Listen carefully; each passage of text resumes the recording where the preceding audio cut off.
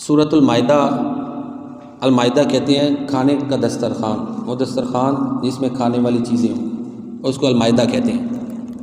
چونکہ حضرت عیسیٰ علیہ السلام کی دعا کی بدولت اللہ تعالیٰ نے ایک دسترخوان آسمان سے اتارا تھا ان کے حواریوں کے لیے، انہوں نے مطالبہ کیا تھا، تو پھر عیسیٰ علیہ السلام نے دعا کی اور اللہ تعالیٰ نے وہ اتارا اور وہ معجزہ انہوں نے دیکھا۔ ساتھ عیسیٰ علیہ السلام نے پھر یہ بھی کہا کہ اللہ تعالیٰ کے احکام یہ ہے کہ پھر تم نے اس کی ناشکری نہیں کرنی۔ فَمَن يَكْفُرْ بَعْدُ مِنكُمْ فَإِنِّي أُعَذِّبُهُ عَذَابًا لَّا أُعَذِّبُهُ أَحَدًا مِّنَ الْعَالَمِينَ، جو اس کے بعد کفر کرے گا، ناشکری کرے گا، تو اللہ فرماتے ہیں پھر میں ایسا عذاب کروں گا کہ میں نے کسی کو نہیں کیا۔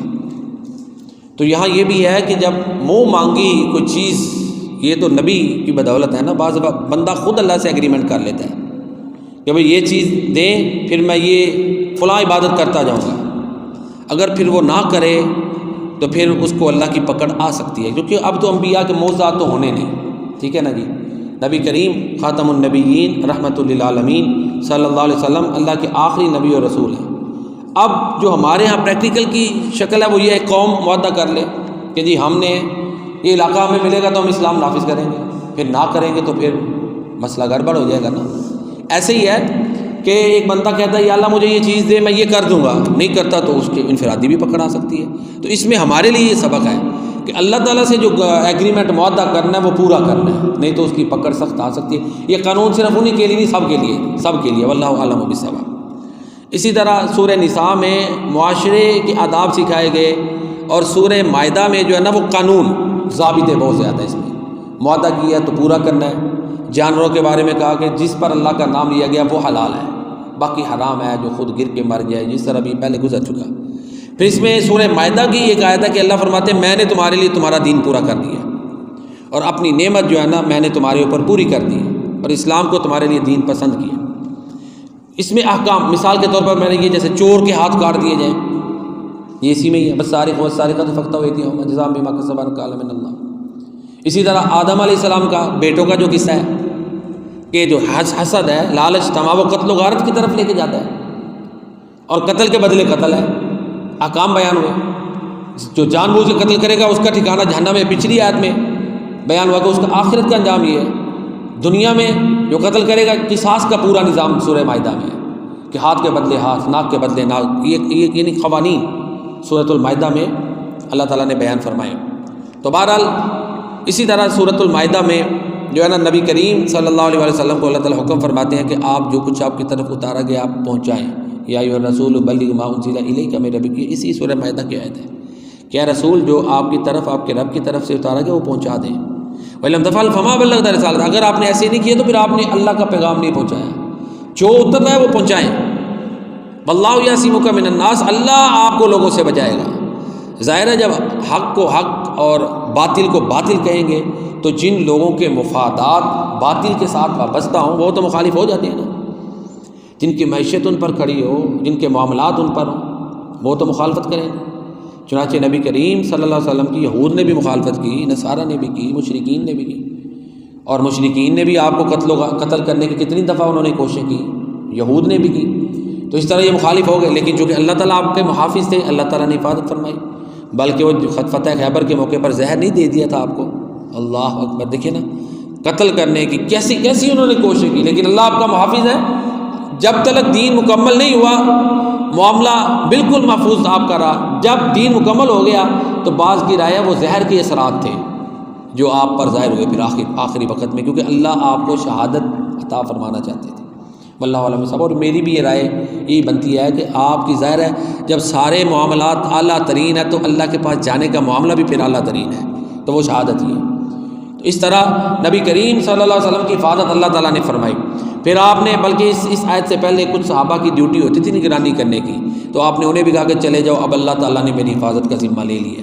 یہ آپ کے لیے خاص ہے، عام بندے نے پوری اپنے جو جس کو خدشات ہوں وہ حفاظت کی پورے میجرمنٹ کرے۔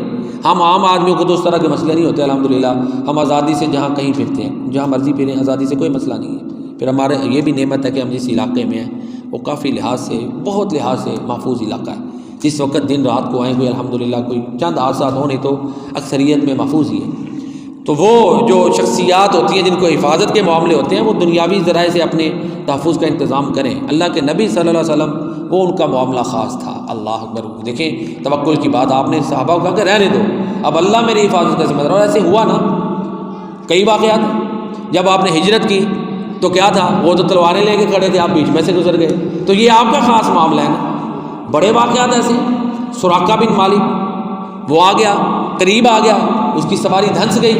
آپ کی حفاظت کے معاملے خاص تھے، خاص الخاص تھے. اللہ تعالیٰ نبی کریم صلی اللہ علیہ وسلم کی حفاظت خاص فرماتے تھے. وہ زہر والا ہی واقعہ آپ نے فرمایا مجھے خود بتا رہی ہے کہ اس میں زہر ہے. اللہ اکبر ہیں. پھر اسی طرح جب یہودیوں کے پاس گئے، انہوں نے عمارت کے اوپر سے پتھر گرانا چاہا، چکی کا پارٹ، تو فوراً وہی آگے کہ جہاں سے اڑ جائیں. یہ معاملہ ہے. تو آپ کی حفاظت کے معاملے خاص تھے. اللہ اکبر. تو لہٰذا عام بندے کے لیے تو ایسے معاملے نہیں نہ ہوتے، نہ اس کے پاس اسباب ہیں، لہٰذا وہ اپنے جو اس کے پاس وسائل ہیں وہ اس کا اسی طرح جو ہے نا انتظام کرے گا. تو یہ چند سورۃ المائدہ کے حوالے سے بیان تھی. باقی ظاہر ہے قرآن ہے، اس میں بڑی گہرائی ہیں. اب آخر میں وہ حضرت عیسیٰ علیہ السلام کے حوالے سے اللہ تعالیٰ نے معجزات کا ذکر کیا جو آج ہم نے پڑھا سورہ مائدہ کے آخر میں، کہ فلاں معجزے دیے کہ آپ میرے حکم سے مردوں کو زندہ کرتے تھے، پرندہ بناتے تھے. ہاں جی. اور اسی طرح اللہ تعالیٰ نے فرمایا لوگ گھروں میں کیا ہے آپ اس کی ان کو خبر دے دیتے تھے. پھر یہ پیدائشی نبینہ اس کو عیسیٰ آپ شفا دیتے تھے عیسیٰ علیہ السلام. پھر اسی طرح وہ کوڑ کے مریض کو بھی شفا دیتے تھے. اللہ نے فرمایا سب میرے حکم سے تھا. ٹھیک ہے. پھر مائدہ بھی اتارا عیسیٰ علیہ السلام کی دعا پر. پھر قیامت والے دن اللہ تعالیٰ عیسیٰ علیہ السلام سے پوچھیں گے کہ کیا آپ نے کہا تھا کہ مجھے اور میری والدہ کو اللہ کو چھوڑ کے معبود بنانا. یہ عیسیٰ علیہ السلام سے بھی اللہ پوچھیں گے. اور عیسیٰ علیہ السلام یہ آخری ہوا سورہ مائدہ کا، کہیں گے کہ یا اللہ میں نے تو وہ کچھ کہا جو آپ نے کہا، میں نے نہیں کہا کہ مجھے معبود بنا.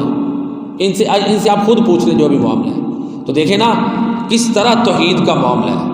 معجزات ملے لیکن عیسیٰ اللہ کے رسول ہی ہیں، اللہ نہیں ہے. جو ان کو اللہ یا اللہ کا بیٹا یا تین میں سے تیسرا مانے کو وہ شرک ہے. تو ظاہر اللہ نے شرک کو معاف نہیں کرنا الا کہ بندہ مرنے سے پہلے توبہ کر لے. تو یہ یہاں پر توحید کی اہمیت اینڈ پہ یہ بیان کی ہے. اور ساتھ ہی پھر اللہ تعالیٰ نے اپنی ساورنٹی کہ میں عیسیٰ علیہ السلام سے بھی پوچھ لوں گا کہ کیا تم نے کہا تھا. حالانکہ نبی ہے اور نبی کی سلیکشن اللہ تعالیٰ کرتے ہیں. تو وہ سمجھ ذات ہے نا، وہ جو چاہے کرے، کوئی اسے پوچھ نہیں سکتا. اس نے قیامت والے عیسیٰ علیہ السلام سے پوچھنا ہے، وہ قادر ہے پوچھ سکتا ہے. اور عیسیٰ علیہ السلام اپنی صفائی میں جواب دیں گے، بلکہ بعض روایت میں وہ بے ہوش ہو جائیں گے جب اللہ پوچھیں گے. اللہ اکبر. اللہ کی ذات کے سامنے جواب دہی یہ مشکل ترین کام ہے. اللہ تعالیٰ ہمارا بھی معاملہ ایسے ہی فرمائے کہ جو اللہ کے نبی نے فرمایا کہ عائشہ صرف پیشی ہونی ہے. ابھی عائشہ صدیقہ سے فرمایا تھا نا کہ وہ پیشگی ہونی ہے، پیشی سامنے. اگر کسی سے اللہ نے پوچھ لیا نا کہ یہ کام کیوں کیا، پھر اس نے نہیں بچنا. من فتش اصیب. اللہ تعالیٰ ہمارے لیے بھی سارے معاملات آسانی والے فرمائے.